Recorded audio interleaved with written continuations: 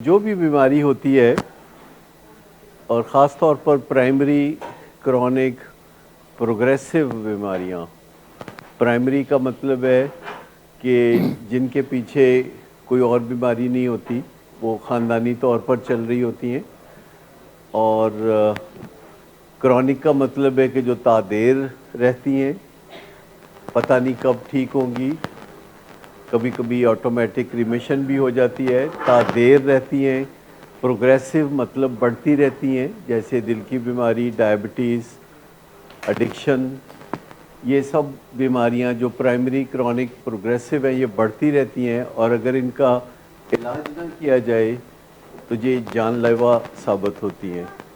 لیکن یہ جو بیچ میں نے پروگریسو کہا ہے کہ جو نشے کی بیماری ہے یا ڈائبٹیز ہے یا ہارٹ ڈیزیز ہے، یہ میں نے کہا ہے کہ پروگریسو ہیں، بڑھتی رہتی ہیں۔ ایک مثال اس کی یہ بھی ہے کہ ایک پیشنٹ جس نے نشہ چھوڑا اور 10 سال کے بعد اس نے دوبارہ نشہ کیا، کیا 10 سال کے بعد جب اس نے دوبارہ نشہ کیا تو اس 10 سال میں جبکہ وہ نشہ نہیں کر رہا تھا تو اس کی بیماری بڑھ رہی تھی کہ نہیں؟ کیسے؟ تھوڑا وضاحت کریں کہ 10 سال اس نے نشہ نہیں کیا پر اس کی بیماری بڑھ رہی تھی جب وہ نشہ نہیں، یعنی نئے سرے سے جب آپ نے سٹارٹ کیا تو جو تباہی تھی اس کی سپیڈ وہ نہیں تھی جو پچھلی دفعہ تھی، جب 3 سال میں جہاں پہنچی تھی اب 2-3 مہینے میں وہاں پہنچ گئی تھی، ٹھیک؟ تو اس کا مطلب یہ ہے کہ تمام پرائمری پروگریسو ڈیزیزز کے بارے میں آپ کو پتہ ہے کہ یہ اندر ہی اندر بڑھتی رہتی ہیں، اور ہمیں دوبارہ جب بھی اپنے آپ کو آزمانے کا شوق چراتا ہے تو ہمیں پتہ چلتا ہے کہ یہ بیماری اس دوران بھی بڑھ رہی تھی جس دوران میں نشہ نہیں کر رہا تھا، مطلب کہ جسم کے اندر نشے کے ساتھ جھگڑا کرنے کی جو صلاحیت ہے وہ اس دوران بھی بڑھ رہی تھی۔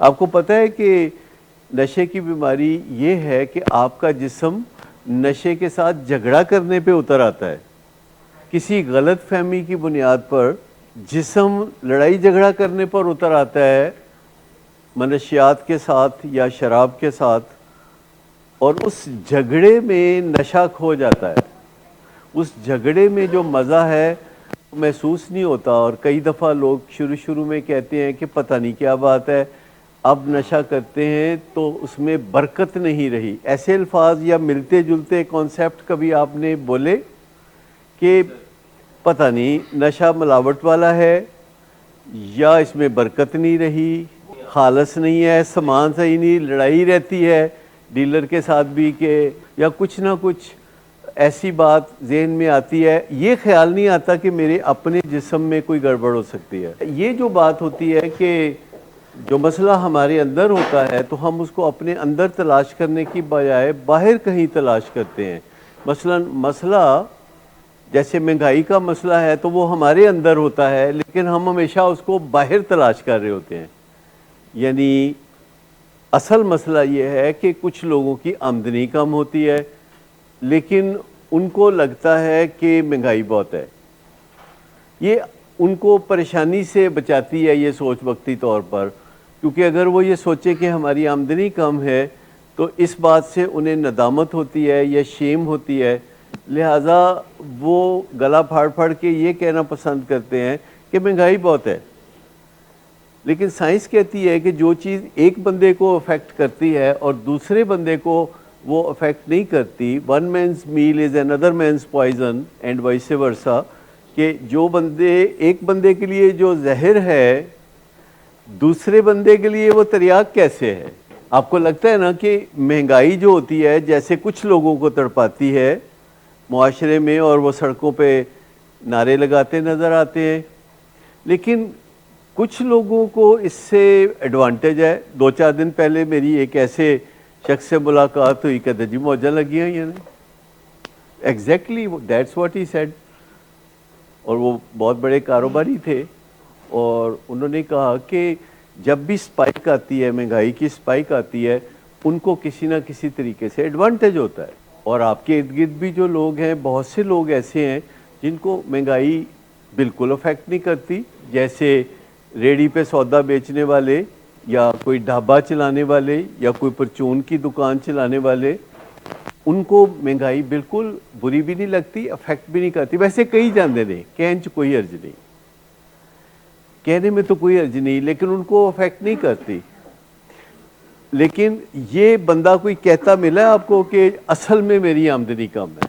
لیکن میں یہ کہہ رہا تھا کہ اگر ہم ڈینائل میں ہوں تو ہمیشہ ہم ایسی لینگویج استعمال کرتے ہیں. ہم کبھی یہ نہیں سوچتے کہ ہمارے جسم میں کوئی گڑبڑ ہو سکتی ہے جس کے نتیجے میں نشے کی بیماری ابھر کر سامنے آتی ہے.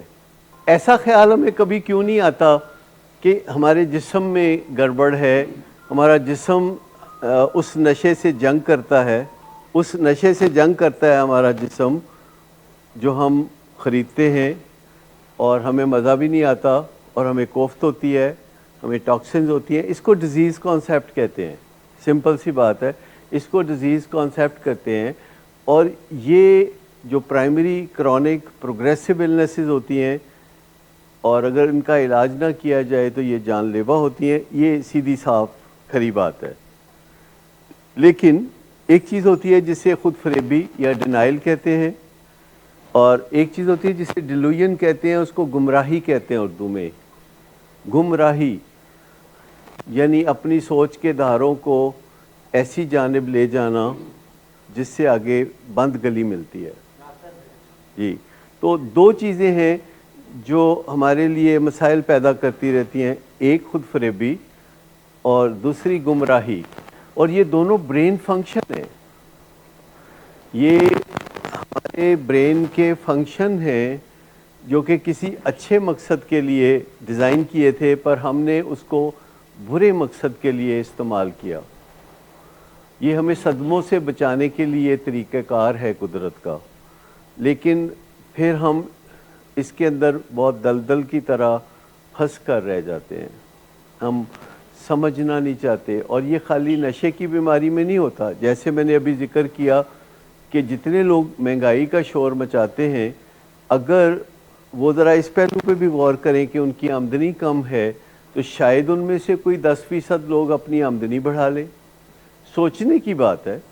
آپ کے سامنے لوگ اسکریچ سے کام شروع کرتے ہیں اور لاکھوں کمانے لگتے ہیں اسکریچ سے، بالکل. اور بالکل آپ کے سامنے مثالیں موجود ہوتی ہیں. اور آج کل جس قسم کے حالات ہیں، بجلی کے بل جن کا ذکر آپ ٹی وی پہ دیکھتے ہیں، اور روز پیٹرول کی قیمت بڑھنا، ڈالر کی قیمت بڑھنا، تو یہ سب چیزیں لوگوں کو مجبور کرتی ہیں کہ وہ اپنی آمدنی کو بڑھانے کا کوئی چارہ کریں، اور اس میں سے کچھ اچھا نکل آئے گا. ادروائز شور تو ہم مچاتے ہی رہتے ہیں. لیکن بعض اوقات ہوتا ہے کہ ہم کوئی بات کرتے ہیں جو کہ بظاہر ہمیں لگتا ہے کہ نقصان دہ ہے، لیکن بعد میں ہمیں پتہ چلتا ہے کہ وہ نقصان دہ نہیں تھی، ہمارے لیے فائدہ مند تھی. ہمارا اپنا دماغ ہمارے لیے مسائل پیدا کرتا ہے اور ہم اس کے اوپر توجہ نہیں کرتے. جیسے ہم کہتے ہیں دل ٹوٹ گیا، تو اس دن میں نے یہ کانسیپٹ دیا تھا کہ کبھی کبھی یہ بھی کہنا چاہیے کہ ہمارا دماغ ٹوٹ گیا ہے. کبھی آیا خیال ذہن میں کہ some thing is wrong with the brain, اپنے دماغ کے بارے میں آپ نے کسی دوست کو کہا ہو کہ مجھے لگتا ہے کہ میرے دماغ کے ساتھ کوئی مسئلہ ہے، یا والدین کو کہا ہو یا بیوی یا خامد کو کہا ہو کہ میرے دماغ کے ساتھ کوئی مسئلہ ہے. اگر وہ کہتا ہے تو آپ کا دل نہیں کرتا سننے کو، اگر وہ نہیں کہتا تو آپ کہہ نہیں سکتے کیونکہ مربت کہنے نہیں دیتی. مجھے بتائیں کہ اگر ہم گھر میں ایک دوسرے کے ساتھ رہتے ہیں اور ہمیں اپنے اہل خانہ میں سے کسی کے دماغ کے ساتھ کوئی مسئلہ ہو جو کہ نظر آ رہا ہو، تو کیسے بتانا چاہیے؟ مجھے یہ بتائیے کہ جب ہمارے جسم کے دوسرے آرگنز کے ساتھ کوئی پرابلم ہوتا ہے تو ہم بات کرتے ہیں کہ میرے پھیپھڑوں میں نمونیا ہے، یا مجھے یہ پرابلم ہے، یا جو میرا معدہ ہے اس میں بڑی تیزابیت ہے، یا اس طرح کی باتیں ہم بڑے آرام سے کہتے ہیں میرا گھٹنا جو ہے وہ درد کر رہا ہے. اس طرح کی باتیں ہم کرتے رہتے ہیں. پاگل تو کوئی میڈیکل ٹرم ہے ہی نہیں. یہ جو پاگل ہے نا، یہ تو پرانے زمانے کی ٹرم ہے، جب سائنس نے ابھی ان کو کوئی نام نہیں دیے تھے.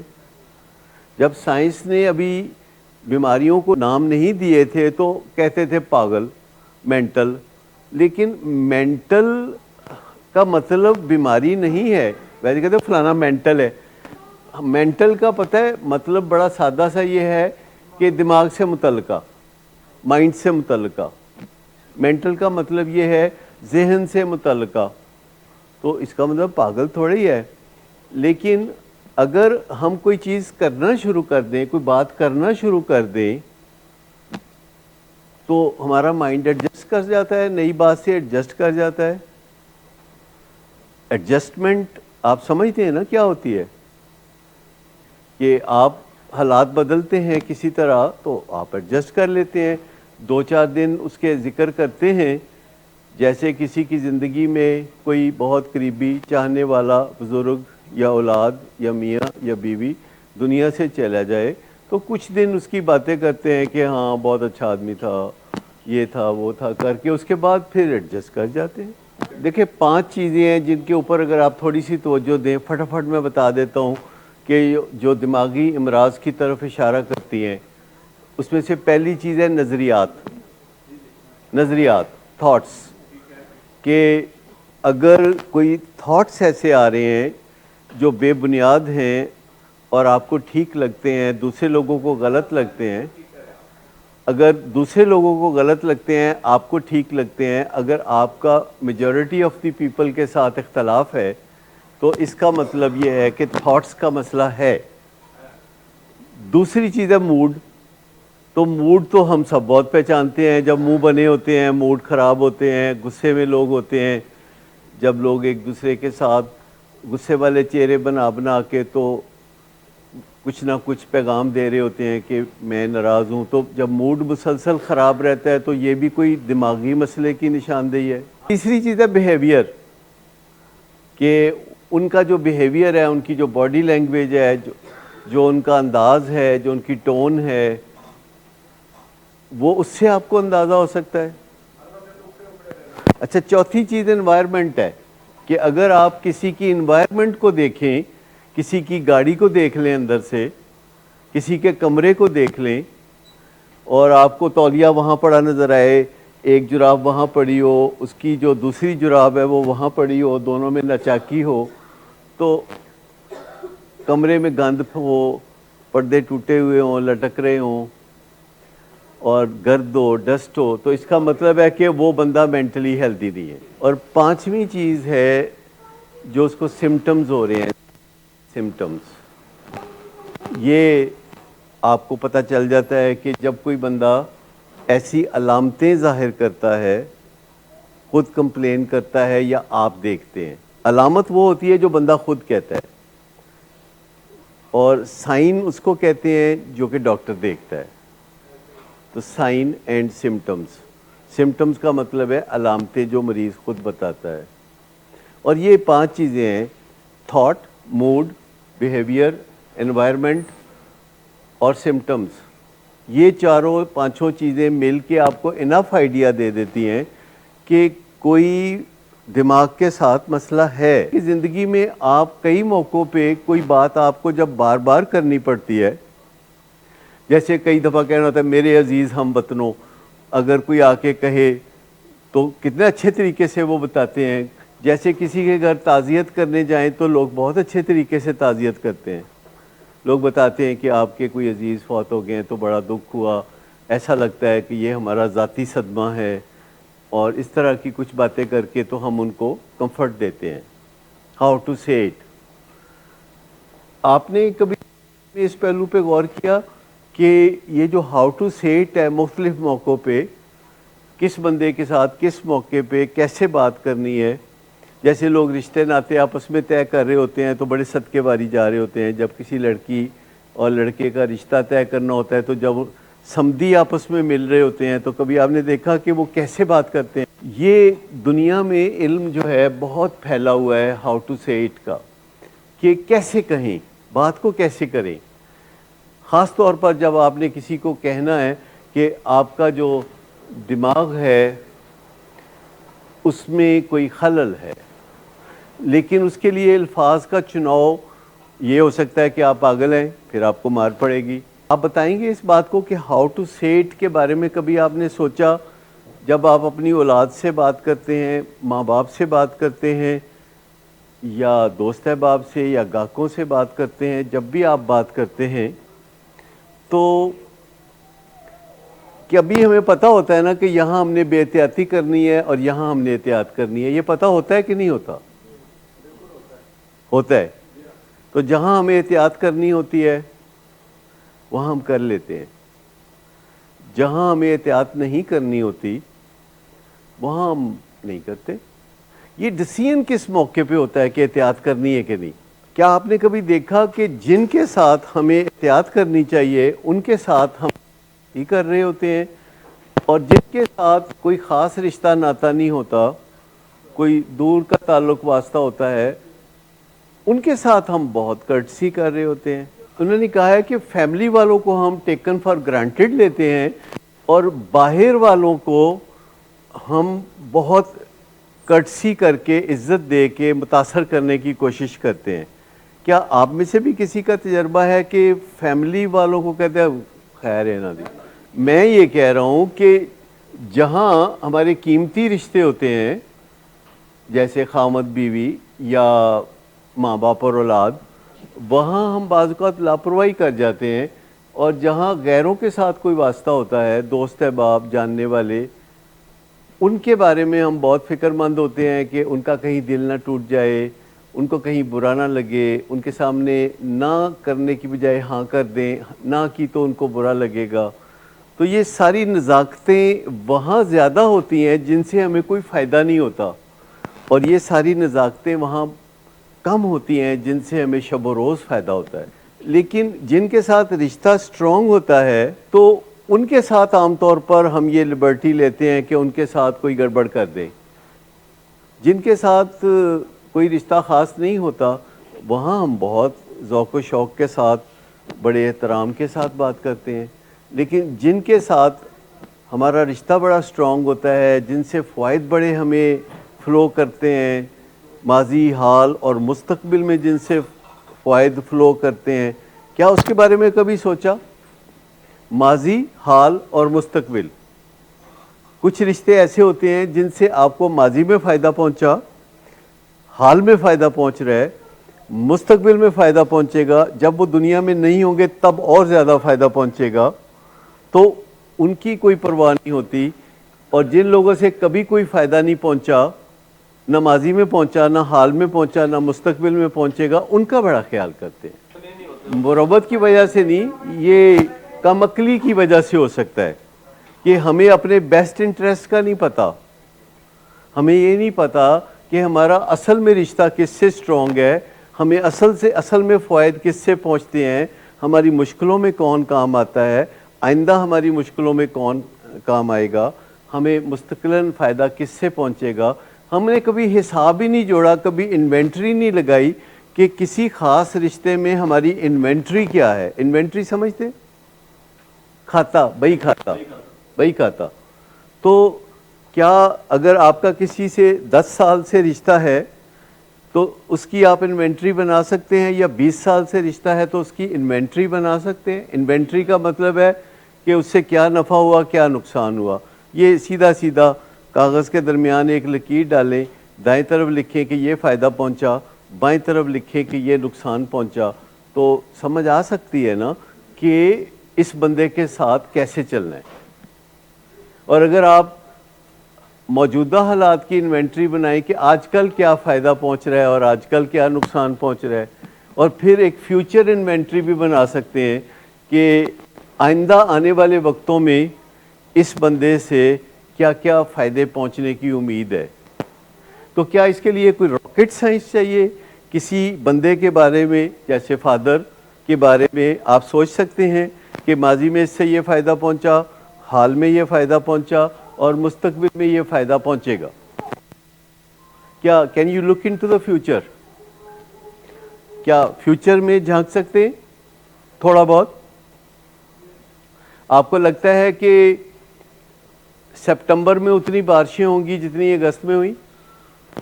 نہیں. کیوں؟ تو آپ کا علم آپ کی مدد کرتا ہے. You can look in to the future.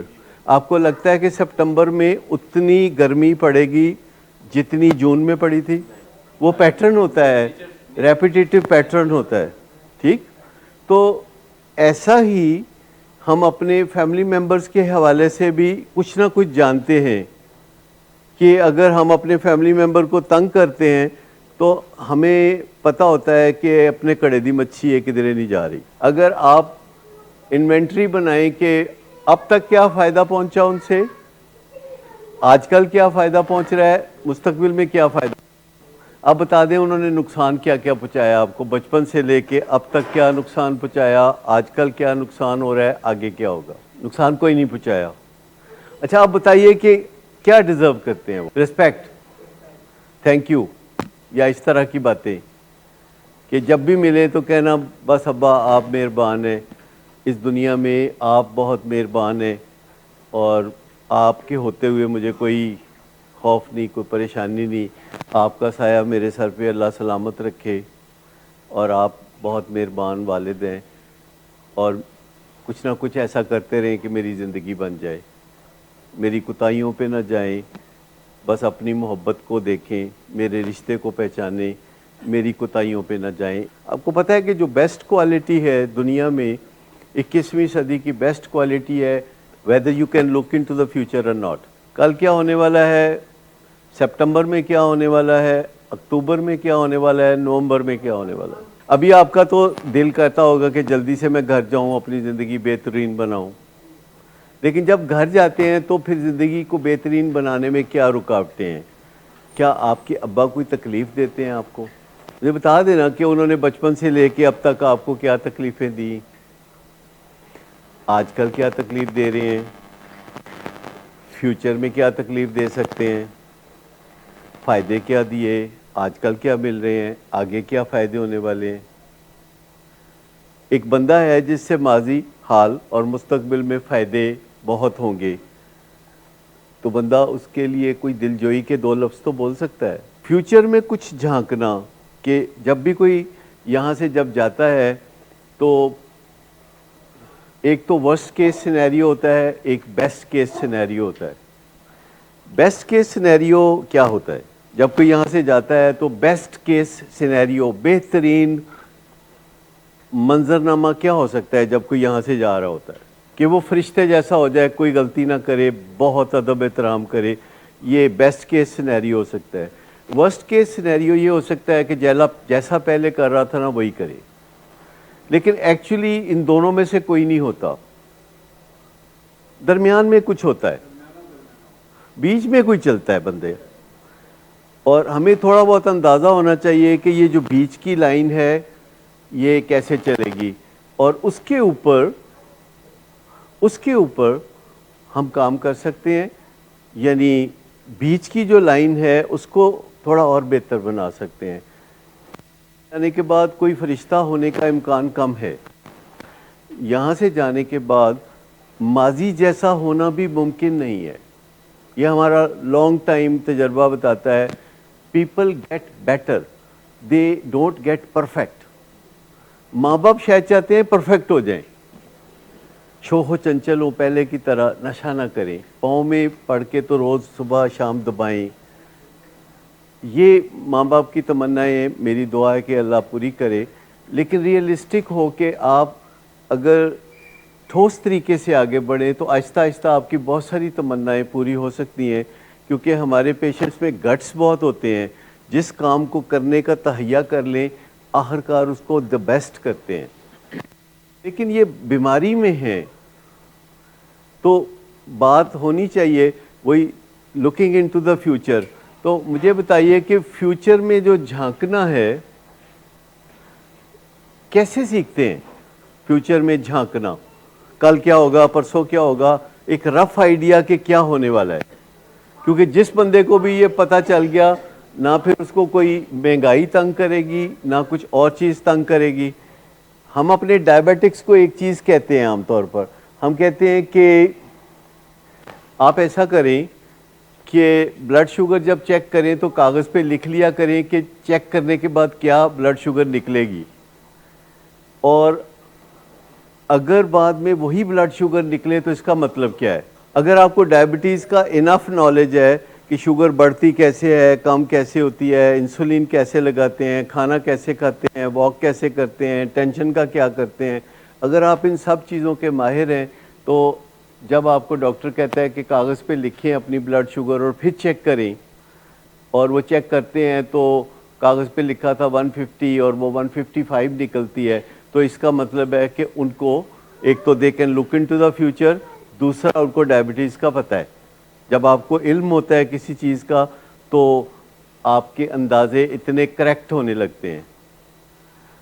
ابھی رات ہمارے پاس ایک پیشنٹ آئی ہیں اور ان کے HbA1c کی بات ہوئی، اور میں ان سے کیونکہ ٹیلی فون پہ بھی کافی کانٹیکٹ میں رہتا ہوں اور اپنی وہ ڈائبٹیز مینیج کرنے میں میرے سے ٹیلی فونیکلی مدد لیتی رہتی ہیں آن گوئنگ۔ ان کا 6-7 سال پہلے علاج ہوا تھا، ان کو ایڈکشن کا پرابلم نہیں ہے لیکن بہت سارے دیگر پرابلم ہے جس کے لیے وہ آئی تھی، سیکیٹرک پرابلم، ڈائبٹیز اور اس طرح کے پرابلم۔ تو 6 سال پہلے آئی تھی، she last about 70 kg of weight also, اس وقت بھی اتنا زیادہ تھا، بٹ دین شی پروگریسڈ اے لاٹ، اور ڈائبٹیز بھی کنٹرول، ہر چیز فرسٹ کلاس ہو گئی تھی، بیٹھی ہوئی ہیں یہاں پہ۔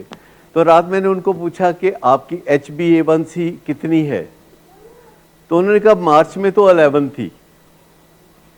تو میں نے کہا مارچ میں 11 تھی تو اب تو 5 مہینے گزر گئے اس کے، مجھے نہیں لگتا کہ 11 ہے آپ کی۔ کہتی ہو سکتا ہے 10 ہو۔ اور وہ رات کو جب چیک کی، اور وہ چیک بھی نہیں کرنا چاہ رہی تھی کہ کل کریں گی کوئی بری خبر نہ آ جائے، بیکاز بندہ بری خبر نہیں سننا چاہتا، تو جب چیک کی تو 7.1 تھی۔ اور جو ہمارے ڈاکٹر ہیں ڈیوٹی پہ، جب صبح بات ہوئی تو میں نے بتایا وہ رات چیک کرائی تھی، HbA1c 7 کے قریب ہوگی۔ مجھے پتا تھا کیونکہ میرا ان کے ساتھ بہت زیادہ رابطہ ٹیلی فونک، صبح شام وہ مجھ سے پوچھ لیتی تھی کہ اتنے یونٹ لگانے ہیں کہ نہیں لگانے، یا ایسا کرنا ہے کہ نہیں کرنا۔ تو اگر کوئی اپنی بلڈ شوگر کو مانیٹر کرتے ہوئے جھانک سکتا ہے فیوچر میں، تو کیا عام لائف میں آپ کو ایسی چھوٹی موٹی اپرچونیٹیز ملتی ہیں؟ مثلا اگر آپ کو پتہ چلے کہ پہلے 100 پہ 4 آؤٹ تھے، اب 167 پہ 4 آؤٹ ہیں، تو کیا بنے گا؟ 100 پہ 4 آؤٹ تھے تو آپ کیا سوچ رہے تھے کہ کتنا سکور کریں گے انڈیا والے؟ جی 200۔ اب 167 پہ 4 آؤٹ ہے تو اب کیا خیال ہے؟ اور وہ کچھ پروجیکٹڈ سکور بتا بھی رہے ہوتے ہیں، اور انہوں نے کوئی حساب کتاب کمپیوٹر میں جوڑا ہوتا ہے جو کہ پروجیکٹڈ سکور بتاتے ہیں وہ۔ تو کیا ہماری زندگی میں بھی ایسا ہوتا ہے کہ ہم دیکھیں کہ کیا حالات ہیں، ذائچہ بنا کے دیکھیں، اور پھر ہمیں پتہ چلے کہ 6 مہینے بعد کیا حالات ہوں گے، سال کے بعد کیا حالات ہوں گے، لکنگ انٹو دا فیوچر۔ لیکن اگر آپ کو پتہ ہو کہ آج ڈالر 340 روپے کا ہے اور بازار جائیں تو نہیں ملتا، تو آپ بتا سکتے ہیں کہ یہ کتنا بڑھے گا جو بڑھ رہا ہے۔ میں سمپل سی یہ بات کر رہا ہوں کہ جب موڈ سوئنگز ہوتی ہیں ہمارے پیشنٹ کو اور ہمیں ہنستا کھیلتا نظر آتا ہے، وہ ہائی انرجی لیول پہ نظر آتا ہے، تو اس کے بعد ہمیں کیسے پتہ چلے کہ کب یہ غصے میں اور ڈپریشن میں اور خراب موڈ میں نظر آئے گا؟ اگر ہم کسی فیملی ممبر کے ساتھ رہتے ہیں اور ہمیں ریپیٹڈلی اس کی موڈ سوئنگز کا سامنا ہے، تو اس کی جو موڈ سوئنگ ہیں جب خوشی کی طرف جاتی ہیں، یا اس کی موڈ سوئنگز جب غم کی طرف یا غصے کی طرف، ایگریشن کی طرف جاتی ہیں، تو یہ ریپیٹیٹو پیٹرن ہوتا ہے۔ مجھے بتائیں کہ یہ جو سوئنگ ہوتی ہے، جو جھولا ہوتا ہے، جو ادھر سے جتنا پیچھے جاتا ہے آگے کتنا جاتا ہے؟ جتنا پیچھے گیا اتنا ہی آگے جائے گا۔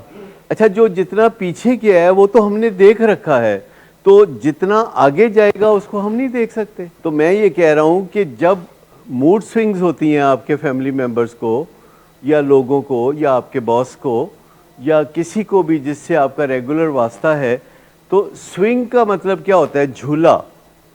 اور جھولا جب ایک طرف جاتا ہے تو وہ آپ دیکھ لیتے ہیں، تو اس سے کیا مشکل ہے کہ اب دوسری طرف کہاں جائے گا؟ تو جھولا جہاں سے چلا ہے، یہ جو لویسٹ تھا وہ کیا تھا؟ 270 تھا، اور اس کے بعد یہ چلنا شروع ہوا تو یہ کتنا جا سکتا ہے؟ جو چیز میں سمجھانے کی کوشش کر رہا ہوں تو وہ سوئنگ کا ایک حصہ ہے جو آپ نے دیکھا ہوتا ہے، اور دوسرا حصہ ہے جو ابھی آپ نے نہیں دیکھا. تو جو حصہ آپ نے دیکھا ہوا ہے، تو سوئنگ جب دوسری طرف جائے گی تو اتنی دوری جائے گی، اس کو آپ کوانٹیٹیولی کوالیٹیٹیولی دیکھ لیں گے. تو you look in to the future like this. یہی اگر اچھی طرح سے سوئنگ کو پہچاننا شروع کر دیں، جیسے آپ نے کہا کہ یہ 300 کے قریب آ کے کچھ ٹھہراؤ آیا تھا، تو آپ کو پتہ ہے کہ جھولا جب چلتا ہے تو ٹھہراؤ کس جگہ کر کے آتا ہے؟ ایک اوپر، پھر بیچ میں، اور پھر آگے جا کے. تو 3 جگہ ٹھہراؤ آتا ہے، اور آپ نے ان 3 جگہوں کو مارک کرنا ہوتا ہے کہ شروع میں کیا تھا، اینڈ پہ کیا ہوگا، اور بیچ میں کیا ہوگا. This is how you look in to the future. اور آپ کے گھر میں جو مسئلہ ہوتا ہے نشے کی بیماری کا، جس میں اکثر موڈ سوئنگز کا معاملہ ہوتا ہے، گھر والوں میں بھی ہوتا ہے، پیشنٹ میں بھی ہوتا ہے، تو کیا تھوڑا سا اندر جھانکنے سے پتہ چل جائے گا کہ میری جو موڈ سوئنگ ہے وہ کس جگہ ہے؟ پہلے تو سپاٹ کرنا ہوگا آن اینی گیون ڈے. کسی بھی صبح اٹھ کے آپ اپنے آپ کو سپاٹ کریں گے کہ جو آپ کا جھولا ہے جو یہاں سے شروع ہو کے وہاں تک گیا ہے، تو رائٹ ان دس مومنٹ آپ کہاں ہیں؟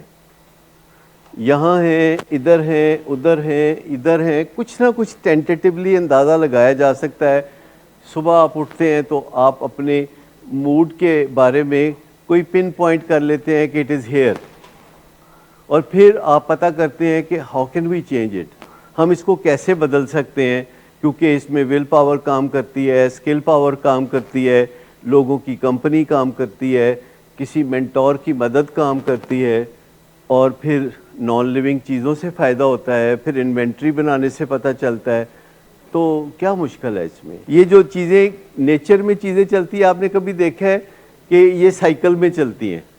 سائیکل، موسم سائیکل میں چلتا ہے.